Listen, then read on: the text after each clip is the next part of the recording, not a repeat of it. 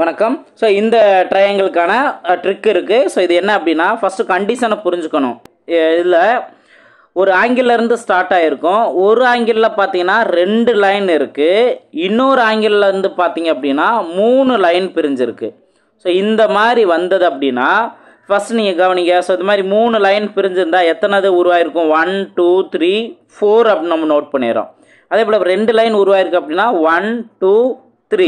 Okay, 3 உருவாயிருக்கு. இப்போ இந்த 4 எடுத்துக்கோங்க. நெக்ஸ்ட்டு இந்த 3 எடுத்துக்கோங்க. நெக்ஸ்ட்டு 4 + 3 ÷ 2. ஓகேவா? இதுதான் இதற்கான ட்ரிக்கு. பாருங்கள், இப்போது 4 + 3 7ன்னு வரும். அப்போ 4 × 3 × 7/2. இதில் 1 2 2 4. இப்போ 2 3 6 6 × 7 42. ஸோ 42 தான் இதற்கான ஆன்சர். இதே போல தான் இந்த ஷேப்பும் பாருங்கள். ஒரு லைனில் பார்த்தீங்க அப்படின்னா 1 2 3ன்னு பிரிஞ்சிருக்கு.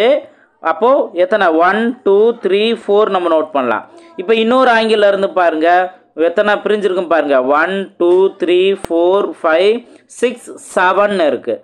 அப்போது இந்த 7 எடுத்துக்கணும். அதே போல் இங்கே மேக்ஸிமம் இருக்க 4 எடுத்துக்கணும். அடுத்து 7 + 4 ÷ 2. 7 × 4 × 7 + 4 11/2.